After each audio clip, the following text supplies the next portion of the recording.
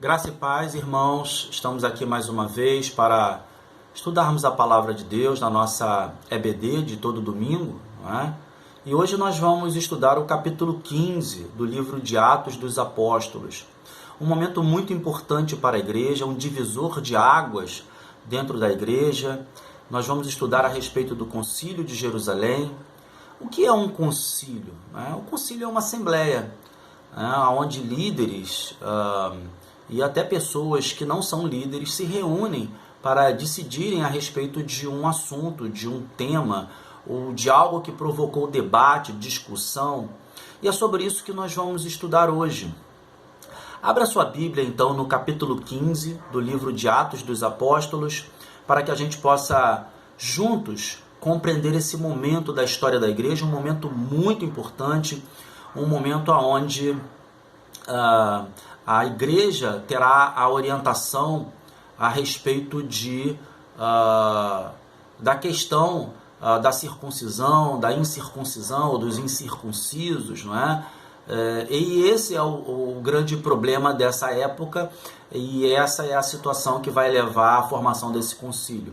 Mas abra sua Bíblia, nós vamos entender melhor a respeito do capítulo 15, conforme formos estudando. Diz assim a palavra do Senhor: alguns homens desceram da Judéia para Antioquia e passaram a ensinar aos irmãos: se vocês não forem circuncidados, conforme o costume ensinado por Moisés, não poderão ser salvos. E isso levou Paulo e Barnabé a uma grande contenda e discussão com eles. Assim, Paulo e Barnabé foram designados, junto com outros, para irem a Jerusalém tratar dessa questão com os apóstolos e com os presbíteros. E nós vamos ler, por enquanto, até aqui, e depois leremos o resto do texto. Mas veja, alguns homens, que homens eram esses? Homens da chamada seita dos fariseus. Alguns homens, eles saem da Judéia, vão até Antioquia e chegam lá e eles ensinam a algumas pessoas convertidas, algumas pessoas que creram em Jesus Cristo, que para que elas fossem salvas, elas tinham que ser circuncidadas. O que significa isso?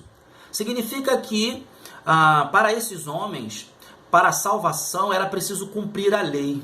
Significa que todos aqueles que creram em Jesus Cristo não poderiam ser salvos sem o cumprimento da lei, sem que eles se tornassem partes do povo judaico, ou seja, do povo de Israel, porque essa era uma orientação dada ao povo de Israel, né, que no 8º dia todo filho homem deveria ser circuncidado, que esse seria o sinal da aliança. Mas é preciso entender que nós estamos falando de pessoas que já creram, que receberam o Espírito Santo de Deus, e que o próprio Deus, dando o Espírito Santo dele a essas pessoas, não fez nenhuma exigência a respeito disso. E isso veio da cabeça desses homens. Eles estavam pervertendo o Evangelho, fazendo com que a salvação que era pela graça, agora também, para que a pessoa encontrasse a salvação, que sempre foi pela graça, ela precisasse cumprir a lei. Isso é o que eles acreditavam, e eles estavam pervertendo as pessoas, ou pervertendo o Evangelho, para fazer as pessoas acreditarem que não tinha como ser salvo sem o cumprimento da lei.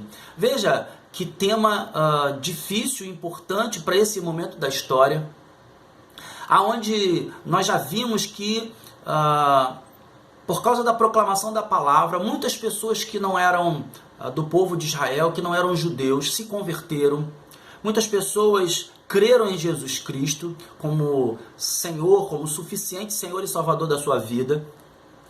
Mas em nenhum momento foi dito a essas pessoas que elas precisavam cumprir a lei de Moisés. Veja, você tem ali a conversão de Cornélio da sua casa, não é? É um centurião romano, e o Espírito Santo desce sobre eles, não é? Mostrando que aquilo que Deus estava fazendo, operando maravilhas, milagres e salvando vidas, não se limitava apenas aos judeus, Deus estava formando um povo para si, com pessoas de todos os povos, de todas as línguas, de todas as nações, e não para cumprirem a lei, mas para serem salvos pela graça, mediante a fé. Também temos os crentes anônimos que foram evangelizar em Antioquia e evangelizaram gregos lá em Antioquia. E esses gregos creram e se converteram. Também temos a primeira viagem missionária de Paulo e Barnabé, e eles se voltaram para os gentios, lá no capítulo 13, a partir do versículo 46. Nós vamos ver isto, não é? E as pessoas se converteram independente da lei, independente de cumprirem a lei de Moisés. Mas agora, algumas pessoas, alguns fariseus, eles estavam dizendo, não, para você ser salvo, você precisa cumprir a lei. Para você ser salvo, você precisa ser circuncidado. E criou-se essa celeuma, essa discussão, e essa discussão fez com que fosse necessário formar um concílio, porque a liderança precisava debater sobre o assunto para dar um direcionamento para a igreja, dizendo, olha, é preciso ou não é preciso.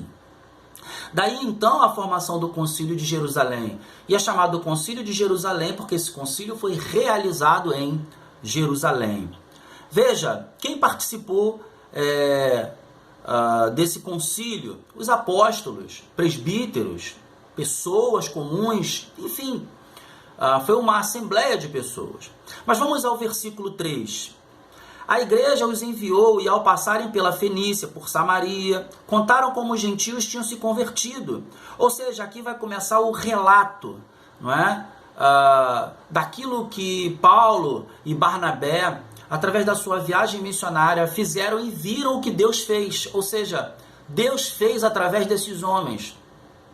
Então, cada um vai colocar aquilo que viu, aquilo que presenciou, se realmente Deus exigiu que fosse cumprida a lei para que a pessoa fosse salva, ou seja, fosse alcançada pela graça. É claro que não, é claro que Deus em nenhum momento mandou que fosse cumprida a lei, mas precisamos entender que no meio do concílio algumas pessoas vão falar das situações que viveram, daquilo que presenciaram, para defender o seu pensamento, a sua compreensão. Veja então no versículo 13, eu vou repetir, a igreja os enviou e ao passarem pela Fenícia, por Samaria, contaram como os gentios tinham se convertido. Essas notícias alegravam muito a todos os irmãos. Chegando a Jerusalém, foram bem recebidos pela igreja, pelos apóstolos e pelos presbíteros, a quem relataram tudo o que Deus tinha feito por meio deles. Ou seja, eles voltaram para a igreja em Jerusalém e relataram, Paulo, Barnabé, relataram tudo o que Deus havia feito através deles. E eles se voltaram para os gregos e pregaram para os gregos, e os gregos se converteram.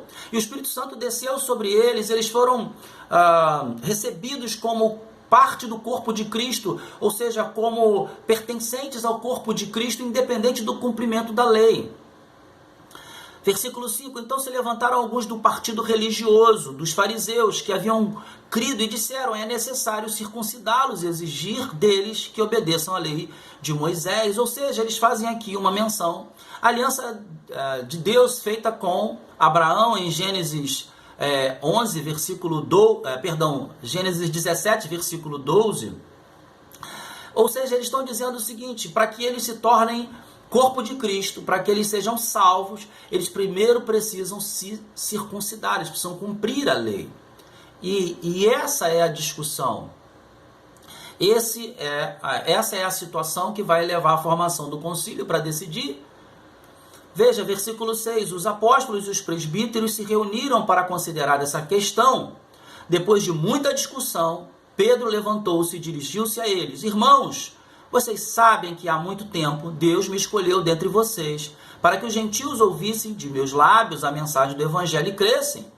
Deus, que reconhece os corações, demonstrou que os aceitou, dando-lhes o Espírito Santo, como antes nos tinha concedido. Ele não fez distinção alguma entre nós e eles, visto que purificou os seus corações pela fé. Ou seja, o que Pedro está dizendo não é pelo cumprimento da lei, é pela graça de Deus mediante a fé. Foi assim que Deus purificou o coração deles. Foi assim que Deus deu o Espírito Santo a eles. Não fez exigência de cumprimento da lei. Pedro está defendendo que a salvação é pela graça, mediante a fé, e não pelo cumprimento da lei. Ninguém precisa se tornar judeu, ou melhor dizendo, porque para ser judeu precisa nascer de uma mulher judia, mas ninguém precisa fazer parte do povo de Israel. O povo de Deus, ele é formado por pessoas de diferentes povos, diferentes nações, pessoas que falam diferentes línguas, e não pessoas que vão fazer parte do povo de Israel, ou da nação de Israel. Então, Pedro está dizendo, o coração deles foi purificado pela fé, e tão somente pela fé. E eles receberam o Espírito Santo. Se fosse a vontade de Deus que eles cumprissem a lei, ele não lhes teria dado o Espírito Santo, teria exigido que eles cumprissem a lei. Então, versículo 10, então por que agora vocês estão querendo tentar a Deus, pondo sobre os discípulos um jugo que nós, nem nossos antepassados, conseguimos suportar? Ou seja, amados, a lei, nós já falamos sobre isso, ela não foi introduzida para que as pessoas a cumprissem e buscassem a salvação através de obras. A salvação não é por obras, a salvação é pela graça, mediante a fé. E não por obras, para que ninguém se glorie. Não é, a lei ela serviu de aio, como o apóstolo Paulo diz. A lei ela foi introduzida para que nós entendêssemos o quanto Deus é santo e o quanto nós somos pecadores. A lei ela ressalta as nossas transgressões. Ela nos mostra que a nossa incapacidade, porque você, para cumprir a lei, você precisa cumprir toda a lei. E ninguém é capaz de cumprir toda a lei. E o cumprimento de toda a lei não salva. A salvação sempre foi pela graça, mediante a fé. Se assim não fosse, aqueles que viveram antes da lei, como teriam sido salvos? Se não tinham conhecimento da lei. A lei foi escrita por Moisés. Então, amados, essas pessoas da seita dos fariseus, eles queriam perverter o evangelho, perverter aquilo que foi pela graça de Deus. E incitar as pessoas a crerem que elas precisavam se tornar povo de Israel, cumprir a lei, para que elas pudessem ser salvas pela graça. E então nós estamos vendo aqui o apóstolo Pedro dizendo claramente, versículo 8, Deus que conhece os corações demonstrou que os aceitou, dando-lhes o Espírito Santo, como antes nos tinha concedido. Ele não fez distinção alguma entre nós e eles, visto que purificou os seus corações pela fé. Amados, o muro da inimizade que existia entre judeus e gentios, ele foi derrubado à medida em que o Senhor foi mostrando que pessoas de todos os povos, de todas as línguas e nações, podiam fazer parte do seu povo. Não era um chamado exclusivo para os judeus, mas um chamado para aqueles que creem. Então, esses homens queriam reerguer esse muro, fazer uma separação. Nós vemos lá na carta aos Efésios, capítulo 2, a partir ali do versículo 14, que o muro da inimizade foi derrubado, à medida que o próprio Deus foi demonstrando que os gentios faziam parte, ou podiam fazer parte do corpo de Cristo. Crendo pela fé e confessando Jesus Cristo como único e suficiente Senhor, eles foram aceitos por Deus e receberam de Deus o Espírito Santo. E assim passaram a fazer parte do corpo, da igreja de Cristo. Da igreja local, fazendo parte da igreja local, eles eram batizados para fazer parte da igreja local. Mas da igreja de Cristo, nós fazemos parte pela fé, crendo que Jesus Cristo é o único e suficiente Senhor e Salvador das nossas vidas, confessando Ele como Senhor e Salvador e vivendo uma vida segundo a vontade do nosso Salvador. Continuemos. Versículo 10. Então, por que agora vocês estão querendo tentar a Deus, pondo sobre os discípulos um jugo que nem nós, nem nossos antepassados conseguimos suportar? Versículo 11. De modo nenhum. cremos que somos salvos pela graça de nosso Senhor Jesus Cristo, assim como eles também. Veja, Pedro deixa muito claro, não há necessidade de cumprir a lei, é graça, é favor imerecido, é mediante a fé, mas é graça. Não há nada que você possa fazer para ser salvo, a não ser crer em Cristo, crer em Jesus Cristo como o único e suficiente Senhor e Salvador da sua vida. E é esse o discurso de Pedro. Lembremos que Pedro foi aquele que o Senhor enviou à casa de Cornélio para pregar a palavra de Deus. Ele presenciou a conversão, o derramamento do Espírito sobre a vida de Cornélio, da sua família. Ele presenciou o que Deus operou nesta casa, sobre a vida dos amigos que lá também se reuniram. Então, amados, Pedro com muita autoridade e também a autoridade de quem viu o que Deus estava fazendo, independente do cumprimento da lei. Ele traz o seu discurso baseado na graça e na fé.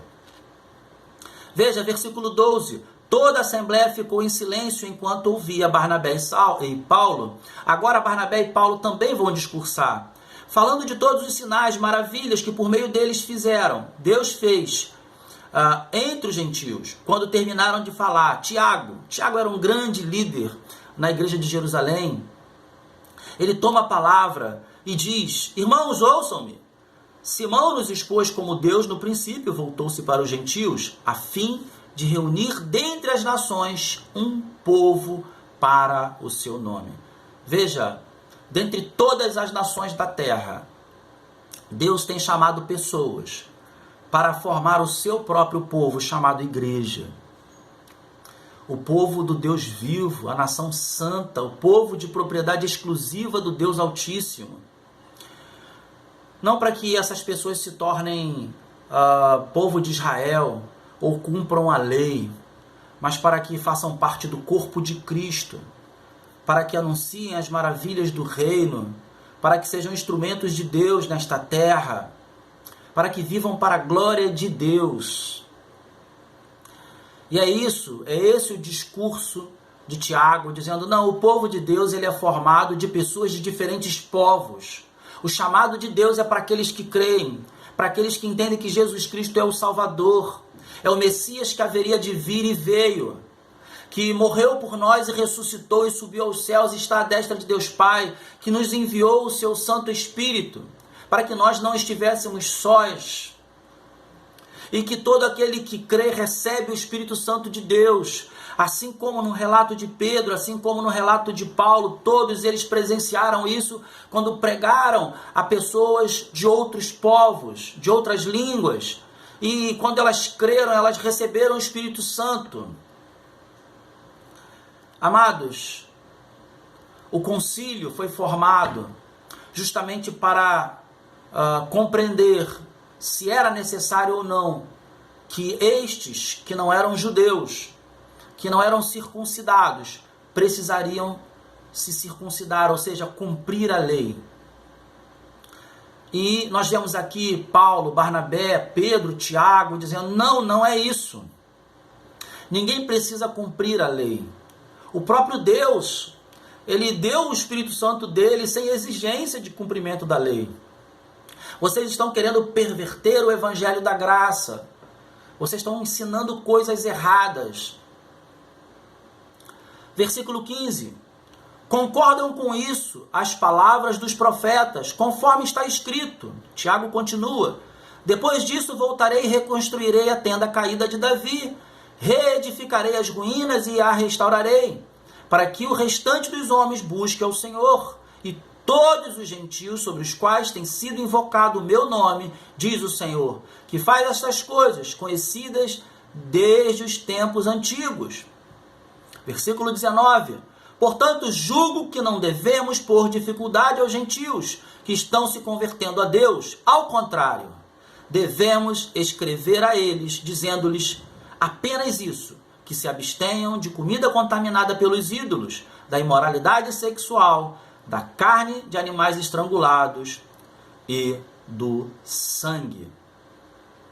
Amados, o que nós vemos aqui é que o concílio está decidindo que ninguém precisa se tornar israelita, ninguém precisa se tornar judeu. E aí eu volto a dizer, para ser judeu é preciso nascer de uma mulher judia. Mas o que eu quero dizer é que ninguém precisa cumprir a lei para ser salvo. É engraçado a gente ver hoje igrejas, não é, com símbolos dos judeus, não é, dentro dos templos, não é? Bandeira de Israel, a menorá e outros símbolos dos judeus. Não é?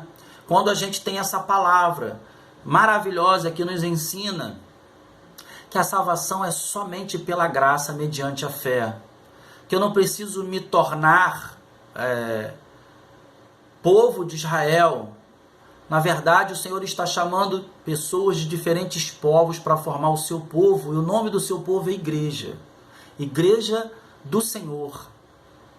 Os chamados de Deus, aqueles que foram convocados, chamados para fora, os que foram convocados para o Senhor, ou pelo Senhor, e creram no Senhor, e confessaram o Senhor como Senhor e Salvador da sua vida. Hoje nós vemos algumas situações onde nos remete muito a esta palavra, não é? Temos que adorar o Deus Altíssimo, temos que adorar o Rei da Glória, temos que entender que a salvação não é por obras, nem pelo cumprimento da lei, é graça, é favor imerecido. O próprio Deus deixa claro isso, e esses irmãos que pregaram o Evangelho nessa época, e pregaram a gregos, e pregaram a pessoas de outros povos, viram o próprio Deus chancelando o crer dessas pessoas, a confissão dessas pessoas, dando a eles o Espírito Santo de Deus. Ou seja, todo aquele que é a igreja do Senhor tem o Espírito Santo de Deus. Ele é o penhor, a garantia da nossa herança. E Deus derramou o seu Espírito sobre a vida dessas pessoas, não porque eles cumpriram a lei, pois eles não tinham nem conhecimento da lei. Alguns eram gregos e outros de outras regiões, mas porque eles confessaram Jesus Cristo como Senhor e Salvador. Alguém pregou para eles a palavra de Deus, ouvindo eles creram, e crendo eles foram selados com o Espírito Santo da promessa, que é o penhor, a garantia da nossa herança. E aqui nós vemos então homens, apóstolos, mostrando claramente isso para todos nós, que o concílio foi formado porque alguns tentaram perverter o evangelho da graça, dizendo que não, antes você precisa cumprir a lei de Moisés, antes vocês precisam se tornar judeus, antes vocês precisam fazer parte do povo de Israel. Nada disso. Você precisa apenas crer e confessar que Jesus Cristo é o único e suficiente Senhor da sua vida. Continuemos. Então agora eles dão a orientação daquilo que eles entendem que precisa ser feito. Abster de comida contaminada pelos ídolos ou da imoralidade sexual, amados. Nós vamos ver lá em Levíticos, capítulo 17 e 18, que essa imoralidade sexual muitas vezes está relacionada à questão de se relacionar com parentes, não é? Então, era uma orientação da igreja que as pessoas não deveriam de se relacionar entre parentes, não é? Claro, deveriam de não comer comidas consagradas a ídolos, não é? E nós entendemos isso porque o nosso Deus é o único Deus, não há outro Deus. Ídolos não existem, ídolos são coisas falsas, coisas feitas por mãos humanas, não é? E a carne de animais estrangulados e de sangue, se eles continuassem comendo isso, os afastaria de poder participar da comunhão, né? Quando o almoço, né, ou o jantar fosse posto à mesa, isso iria fazer separação entre judeus e gentios. Então, para que houvesse uma comunhão entre eles, a orientação de que eles não comessem a carne de animais estrangulados. E nós entendemos claramente isso. Por quê? Porque a gente se lembra da orientação que nós temos em 1 Coríntios, capítulo 8, a partir ali do versículo 9. Se nós vamos fazer algo que escandalize o nosso irmão, é melhor que não faça, né? Então, é interessante porque isso é para manter a comunhão entre a igreja. Não é uma proibição do pode ou não pode, mas mais importante é que a igreja viva em comunhão. Então, foi dada essa orientação a essas pessoas que agora não, que já faziam parte da igreja de Cristo, porque fazer parte da igreja de Cristo é todo aquele que crê, né? Mas eles também iriam fazer parte ali da igreja local, né? E para fazer parte da igreja local eles foram batizados. E agora eles teriam que viver em comunhão com os irmãos judeus, e os judeus com os gregos ou com os gentios, né? Então tudo que possa trazer confusão nessa comunhão deveria de ser retirado, para que a comunhão fosse uma comunhão saudável, sadia, e nada pudesse atrapalhar a comunhão entre os irmãos. Versículo 21, pois desde os tempos antigos Moisés é pregado em todas as cidades, sendo lido nas sinagogas todos os sábados. Então, amados, nós vamos parar por aqui. O texto ele continua, não é? Nós vamos ver que agora, tendo discutido o assunto, vai se fazer um comunicado às igrejas, não é? Dando a orientação para todas as lideranças das igrejas, não é? Dizendo, olha, a salvação é pela graça, mediante a fé. Ninguém precisa se tornar judeu para ser salvo. Ninguém precisa se tornar judeu para fazer parte do corpo de Cristo. O próprio Deus, quando derramou o seu Espírito sobre a vida dos gentios, não exigiu nada. Quem somos nós para exigirmos isso? Então, será agora orientada às igrejas para que elas possam ter isso como um rumo, um norte, uma orientação a ser seguida, de que a salvação ela é pela graça, mediante a fé e não por obras. Amém? Ficamos por aqui. Que Deus abençoe os irmãos ricamente e fiquem na graça e na paz de Jesus.